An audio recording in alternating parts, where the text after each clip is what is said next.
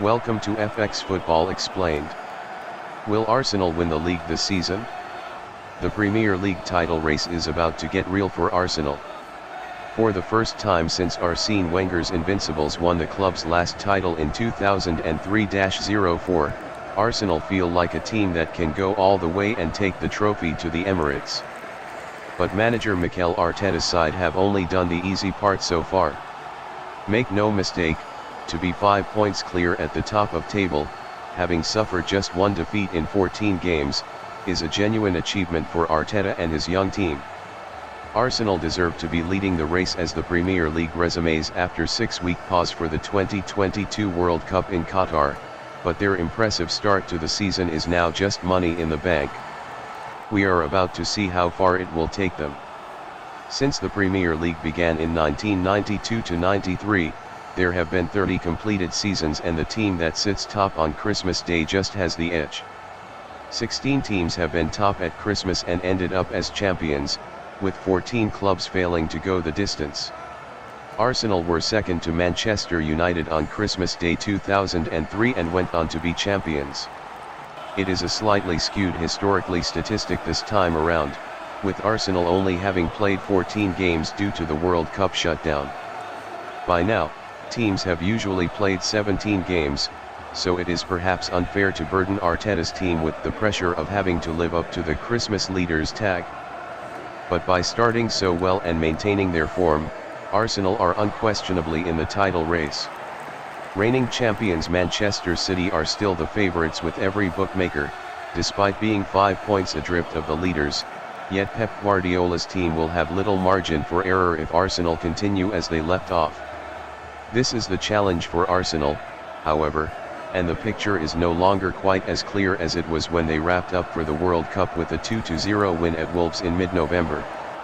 The biggest concern for Arteta will be the loss of striker Gabriel Jesus, who could be sidelined for up to 4 months with a medial ligament injury he suffered with Brazil at the World Cup.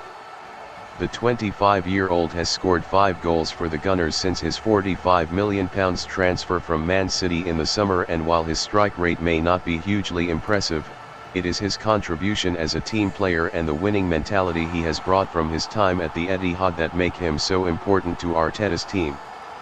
Without Jesus, Arsenal have to find a way to make their forward line function just as well, and that won't be easy. How defender Ben White performs after leaving England's World Cup squad early for personal reasons will be another key question for Arteta. White's versatility and consistency, both at full-back and centre-back, have been crucial this season, so Arsenal will need him to return to the form that earned him that call-up for Qatar. On the flip side, winger Bukayo Saka had an outstanding World Cup with England, and fellow White attacker Gabriel Martinelli is reportedly close to signing a contract extension at the Emirates after returning from the World Cup with Brazil. So amid the concerns, there have been positives for Arteta to build on. The Arsenal manager knows that a tough period lies ahead, though. With more players than any other club, 9 having registered more than 1,000 Premier League minutes this season, fatigue could become a factor as Arsenal, and every other team, start to play catch-up in league and cup play following Qatar 2022. We are going to be playing every 3 days, Arteta said. The congestion and the amount of games we have to play is going to be incredible. We are going to have more resources and more players to be able to do that. We have the confidence we are on the right path, but as well, we have the red lights and alarms, because what is coming in the second half of the season is something unprecedented. And we need to be ready for it. Arsenal's run of fixtures between now and the return of European football in mid-February will give us a clear indication as to whether they can sustain their title bid or will fall by the wayside, with serial winners City benefiting from the depth and experience of their squad to overhaul the Gunners. A home game against West Ham on Monday is the start of the tricky run, followed by a difficult trip to Brighton and the visit of informed Newcastle on January 3rd.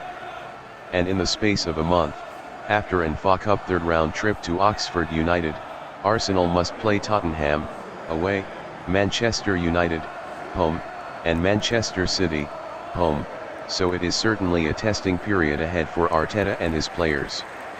Some title winners Leicester, 2016, Blackburn, 1995, have started well and harnessed a wave of momentum all the way to the end of the season, but many others have run out of steam. We're about to find out which category Arsenal will fall into the season. Proper preparation and planning will determine Arsenal's destiny in the coming season, and this rests on one man's shoulders, Mikel Arteta. It is anyone's guess what he'd do.